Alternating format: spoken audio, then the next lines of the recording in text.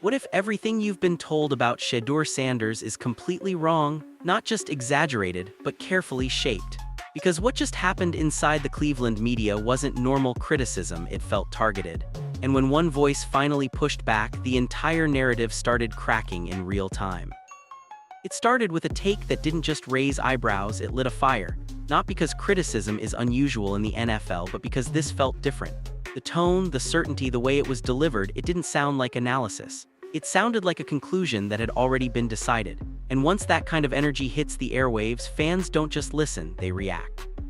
Because here's the thing, questioning a young quarterback, that's normal. Breaking down film, pointing out flaws, debating upside, that's part of the game. But what people heard in this moment went beyond that line. This wasn't just about reads or mechanics anymore. It turned into statements about intelligence, preparation, and whether someone even belongs at the next level. And that's where the conversation started to shift. Fans began asking a simple question: how do you reach that kind of verdict so fast? We're talking about a limited sample size, a developing player, a situation that's still unfolding. Yet the language being used sounded final, absolute.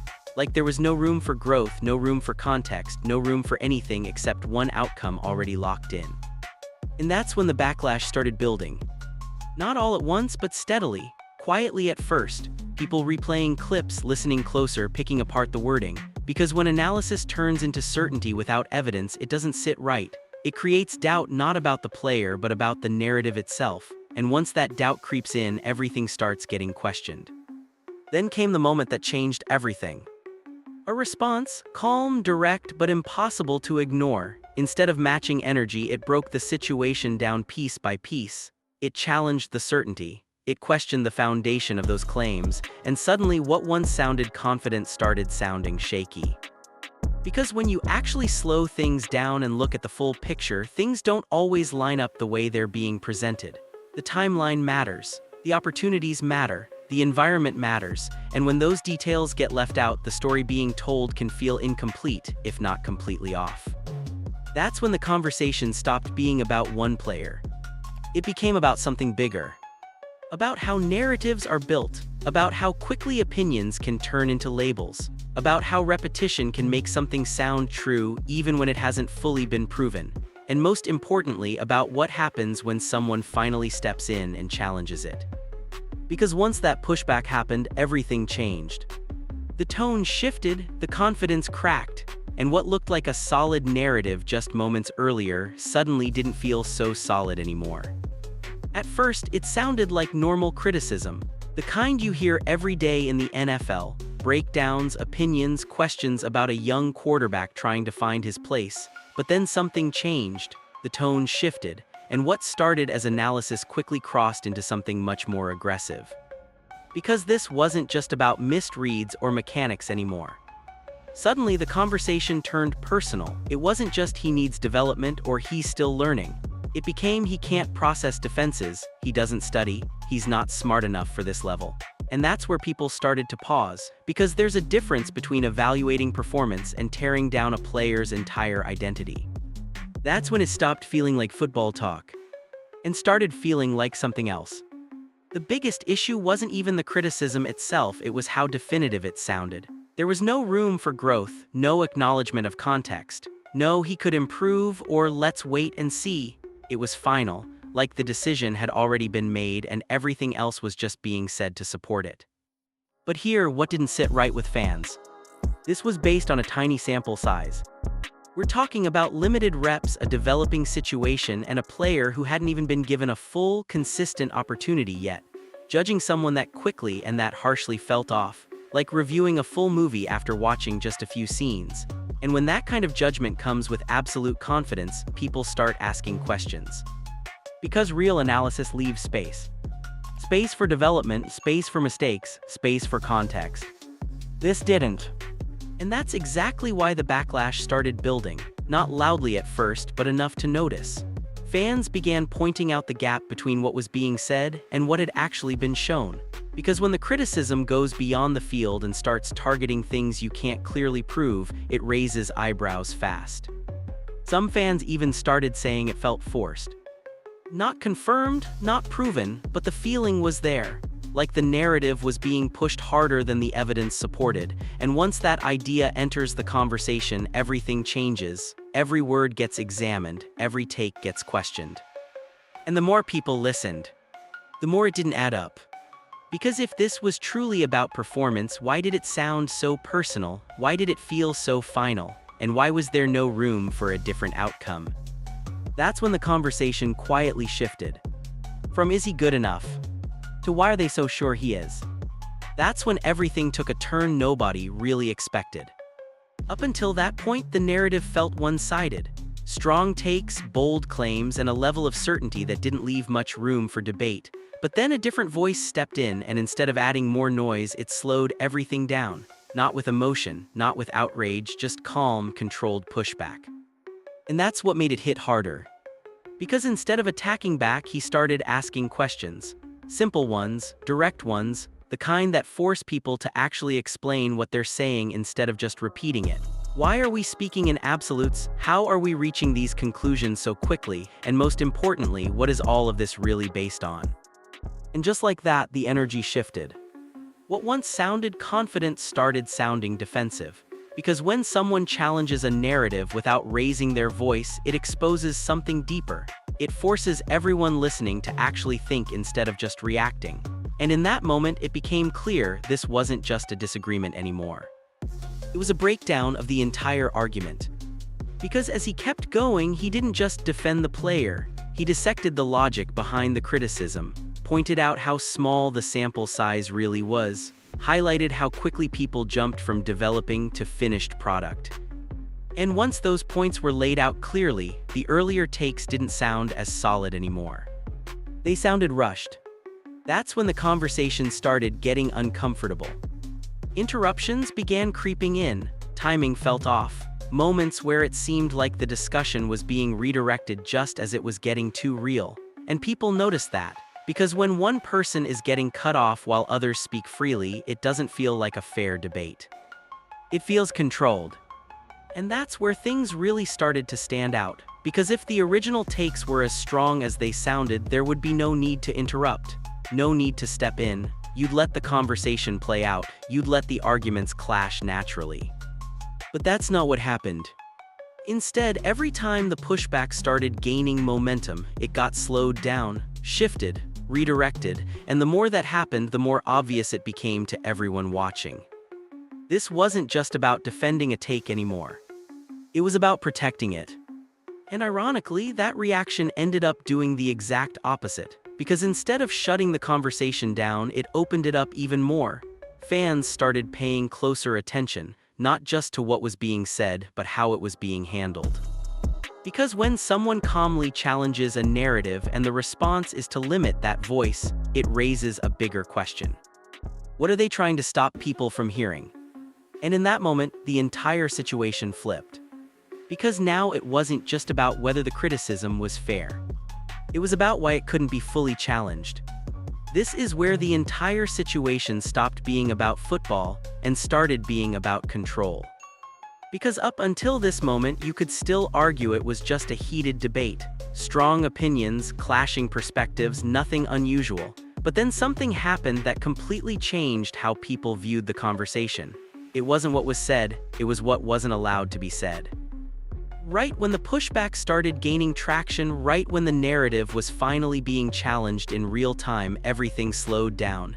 Interruptions started creeping in, not once, not twice, but repeatedly, and it wasn't random. It felt targeted. Because every time a key point was about to land, the flow got disrupted. A cutoff here, a redirect there. Suddenly, the person challenging the narrative couldn't even finish a full thought without someone stepping in.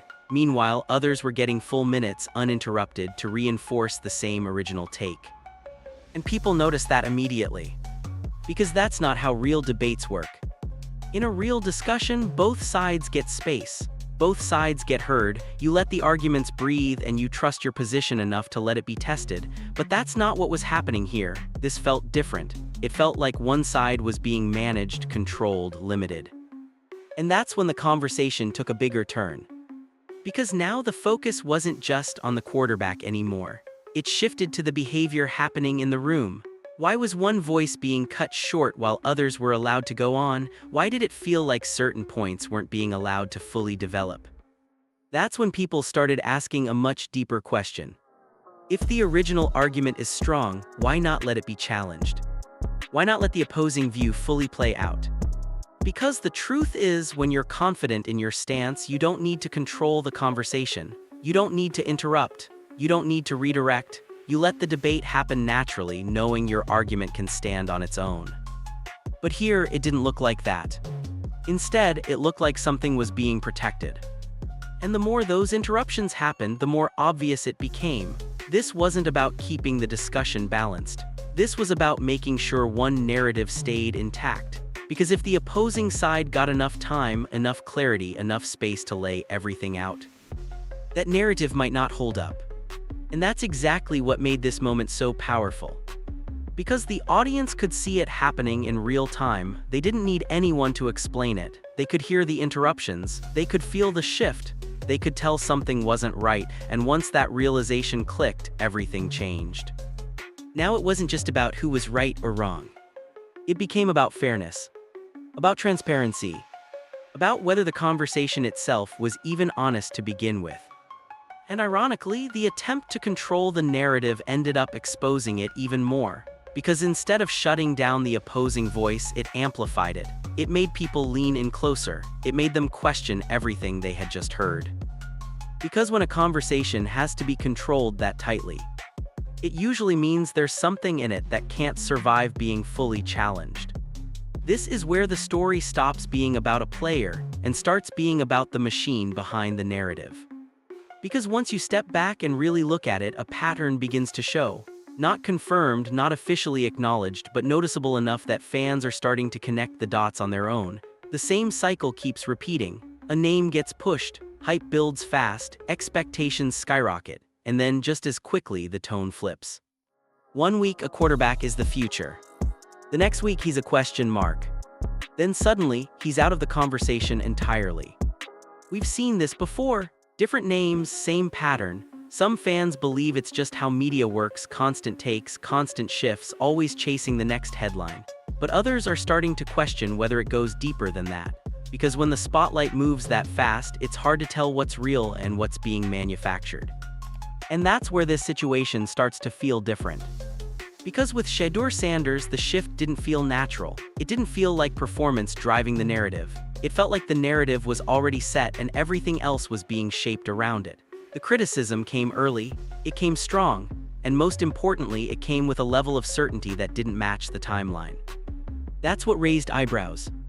Because real development takes time, real evaluation takes patience. You don't usually get definitive answers that early, especially at the quarterback position, but here, the tone skipped all of that. It jumped straight to conclusions, and when that happens, people start wondering why.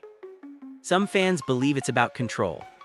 Not in a dramatic, conspiracy-type way, but in a more subtle sense. Controlling the conversation. Controlling which names get pushed, which ones get questioned, and which ones quietly fade out of focus. Because attention is powerful. And in today's media cycle, where clicks, debates, and engagement drive everything, narratives matter a lot. And once a narrative catches momentum, it can take on a life of its own. That's why repetition is so important. Say something once, it's an opinion. Say it enough times, it starts sounding like fact, and that's exactly what people started noticing here. The same points being repeated, the same concerns being emphasized, the same conclusions being reinforced over and over again. But when you actually slow it down, when you strip away the noise, the reality doesn't always match the story being told. Because on the field, the situation is still developing, opportunities have been limited, context hasn't always been fully acknowledged, and yet the narrative moved faster than the evidence. That gap, that disconnect, is what fans are starting to focus on. And once you see it, it's hard to ignore. Because now every new take gets filtered through that lens. Is this real analysis, or is this part of a bigger pattern? Is this based on performance, or is it being influenced by something else? And that's when the conversation quietly shifts again. From debating the player, to questioning the system that's telling the story. Because if the narrative doesn't match the reality, then what exactly are we being asked to believe? This is where things get even more complicated, because now the focus shifts from media narratives to what was actually happening inside the building. And this part raised serious eyebrows. Because when you look at how Shedeur Sanders was handled from a coaching perspective, some decisions just didn't line up the way people expected. Not confirmed as intentional, not officially explained, but unusual enough that fans and analysts started asking questions. It starts with reps. For a young quarterback, especially one being evaluated for a starting role, reps are everything. That's how you learn the system, build chemistry, and prove what you can do. But in this case, reports and observations suggested that Shedeur wasn't getting the same opportunities as others in the room. Limited reps, separate fields at times, fewer chances with the primary unit. And that's where confusion started building. Because typically, if a team is serious about evaluating a quarterback, they give him real exposure. They rotate him in, they test him against different looks. They put him in situations where he can succeed or fail and learn from it. That's the standard process. But here, it didn't seem consistent.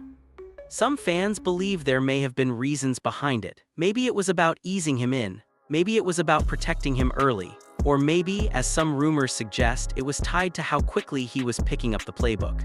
None of that has been fully confirmed, but the lack of clarity only added more speculation. And that's where things start to feel off. Because while one quarterback appeared to be getting increased opportunities, more reps with higher units, more chances to showcase progress, Shedeur's path looked more restricted. Not completely shut down, but definitely not equal. And in a competition environment, that matters a lot. Because if two players aren't being evaluated under the same conditions, then the results don't tell the full story. One player gets rhythm, confidence, real game simulation. The other gets limited exposure and fewer chances to adjust. And then the narrative forms around the outcome. That's what raised eyebrows. Because from the outside, it started to look like the situation was being shaped before it even fully played out. Again, not confirmed, not officially stated, but enough for fans to question whether the process was as fair as it should have been. Some reports also pointed to moments during off-season programs where Shedeur didn't rotate with the top group as often as expected. For a player in his position, that stood out, because those early reps are where first impressions are built. Miss those and you're already playing catch-up. And that's what makes this entire situation so tricky to evaluate. Because on one side, you have claims about development, readiness, and learning speed. On the other side, you have visible limitations in opportunity. And when those two things exist at the same time, it creates a gap between perception and reality. That gap is where the debate lives. Because some believe the coaching staff was simply making football decisions based on what they saw internally. Others believe the setup itself may have influenced those outcomes from the start. There's no confirmed answer, but the questions are real. And they're not going away. Because at the end of the day, development isn't just about talent. It's about opportunity. And when the opportunity looks uneven, people are going to notice. That's when the conversation quietly shifts again. From is he ready? To was he ever given a real chance to show it? This is where the entire situation starts to feel scripted. Because once you really break it down, the biggest question isn't about talent anymore. It's not even about development. It's about whether this so-called competition was ever real to begin with. Think about it. From the outside, it was presented like a classic quarterback battle, multiple names in the mix, different skill sets, open competition, let the best player win. That's the story fans were sold. That's what kept people watching, debating, arguing. But when you actually look closer, that story starts to fall apart. Because real competition requires one thing above all else, equal opportunity. And that's where things get shaky. Reports, observations, and even moments caught on camera all pointed towards something that didn't quite match the narrative. While one quarterback seemed to be getting consistent reps, chances with higher units, and real opportunities to build rhythm, Shedeur Sanders appeared to be operating under a completely different set of conditions.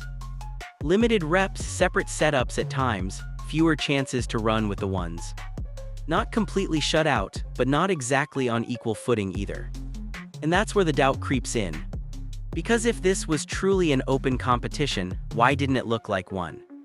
Some fans believe there could be internal reasons. Maybe the coaching staff saw something behind the scenes. Maybe they believed another player was further along in the system, or maybe, according to some rumors, there were concerns about how quickly certain concepts were being picked up. But here's the problem. None of that fully explains the gap in opportunity. Because even if a player is behind, you still give him chances to catch up. You rotate, you test, you evaluate in real situations. That's how real decisions get made in the NFL. You don't limit exposure and then judge based on limited results. That's not competition. That's controlled evaluation. And that's exactly what some fans started to believe was happening here. Not confirmed, not officially stated, but the pattern raised enough questions that people couldn't ignore it, because when one player is consistently put in position to succeed, and another is left trying to prove himself with fewer chances, the outcome starts to feel predictable, almost pre-decided. And that's what makes this situation so uncomfortable to talk about. Because if the competition wasn't truly balanced, then everything that followed, the narratives, the criticisms, the conclusions, becomes a lot harder to trust. It creates a scenario where perception is built on incomplete information. And once that idea takes hold, everything changes. Now fans aren't just watching performances. They're questioning the setup. Because suddenly it's not just who played better. It's who was actually given the chance to show it. And that's a completely different conversation. Some fans believe the team already had a direction in mind from the beginning. Others think the situation just unfolded that way naturally. There's no confirmed answer, but the uncertainty itself is enough to keep the debate alive. Because when something is truly fair, it looks fair. It feels fair. This didn't. And that's why this moment matters more than people realize. Because once fans start questioning the authenticity of a competition, it doesn't just impact one player, it affects how they view the entire process. Every rep, every decision, every narrative suddenly gets looked at differently. And that's when the illusion breaks. Because what was once seen as a battle starts looking more like a setup. And if that's even partially true, then the biggest takeaway isn't about who won the job. It's about whether the job was ever truly up for grabs in the first place. This is where everything finally comes down to one thing: the film. Because no matter how loud the debates get, no matter how strong the narratives sound, the tape doesn't lie. It doesn't care about opinions, headlines, or who's pushing what story. It shows what actually happened on the field. And when people started going back and really watching Shedeur Sanders film closely, the conversation shifted again. Not dramatically, but noticeably. Because what showed up on tape didn't fully match the image that was being pushed. You saw composure, not panic. You saw a quarterback who stayed calm in the pocket even when pressure started closing in. Subtle movements, controlled footwork, eyes still downfield. That's not something you fake, that's instinct built over time. And for a player supposedly struggling to process the game, that part didn't add up. Then there was decision-making. Not perfect, no young quarterback is, but far from reckless. You didn't see constant forced throws or wild misreads. In fact, there were multiple moments where he made the smart play, took what the defense gave him, avoided unnecessary risks. That's not the profile of someone who can't read defenses. It's the profile of someone learning, but understanding. And that's an important difference. Because development doesn't mean incompetence, it means growth in progress. And the film showed flashes, real flashes, of a quarterback who was already operating at a higher level than people were giving him credit for. But that wasn't the full picture either. Because when you kept watching, you also noticed something else. The opportunities weren't always there. Limited snaps, inconsistent rhythm, situations where it felt like he was being dropped in without the same flow other quarterbacks were getting. And that matters more than people think. Because quarterback play isn't just about individual talent, it's about timing, chemistry, repetition. Take those away, and even good players can look average. That's why some fans started pushing back on the narrative, not claiming perfection, not saying he's already a finished product, but questioning whether the evaluation was fair based on what was actually shown. And that's where things get interesting.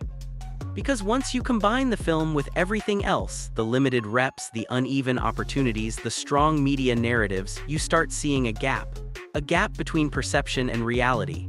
A gap between what people were told and what they could actually see for themselves.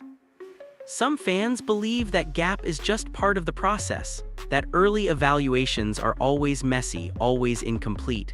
Others believe something else was at play, that the narrative moved faster than the evidence. Nothing confirmed. But the questions are there. And they're getting louder. Because at the end of the day, film forces honesty. You can debate interpretation, sure. You can argue over reads, progressions, small details, but you can't completely rewrite what's on screen. And what people saw when they watched Shedeur Sanders wasn't a quarterback who didn't belong. It was a quarterback who hadn't been fully revealed yet. And that's a big difference. Because one suggests a ceiling. The other suggests untapped potential. And when fans start realizing that, the entire conversation shifts again, not toward hype, not toward blind support, but toward something more balanced, more grounded, more real. Because now the question is he good enough? It's, have we actually seen enough to even answer that yet? And that question might be the most important one of all. In the end, this was never just about one quarterback. It might have started with Shedeur Sanders, his name, his performance, the questions around his development, but what this entire situation revealed goes much deeper than any single player trying to find his place in the league. Because what people witnessed wasn't just criticism, it was how quickly a narrative can form and how hard it can be to break once it takes hold. Think about how fast everything escalated. A few strong opinions turned into definitive statements. Those statements got repeated. The repetition built confidence. And before long, that confidence started sounding like fact, not because it was fully proven, but because it was heard enough times that it felt true. That's how powerful narratives are. And that's what makes this moment so important. Because for once, the cycle didn't just play out unchecked. Someone stepped in, someone questioned it, someone slowed the conversation down and forced people to actually look at what was being said, and more importantly, what was being shown. And when that happened, everything changed. Not instantly, not completely, but enough to create doubt. And doubt is powerful.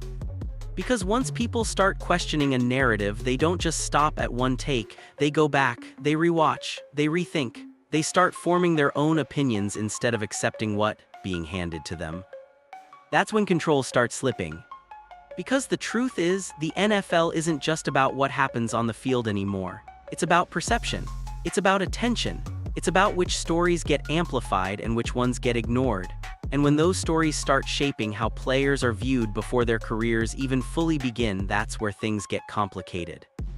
Some fans believe this is just the nature of modern sports media. Fast takes, constant debate, a never-ending cycle of hype and criticism, and to an extent that's true. But others are starting to see something more. A pattern. A system where certain players get built up quickly while others get questioned just as fast, where narratives don't always wait for full evidence, where early impressions can stick longer than they should. Not always intentional, not always coordinated, but real enough to notice. And that's why this situation matters beyond just Shedeur Sanders. Because today it's his name. Tomorrow it's someone else. Another young quarterback, another prospect. Another player stepping into the spotlight, hopping to prove himself while also navigating the noise that comes with it. And if this cycle continues the same way, the outcome won't just depend on performance. It'll depend on perception.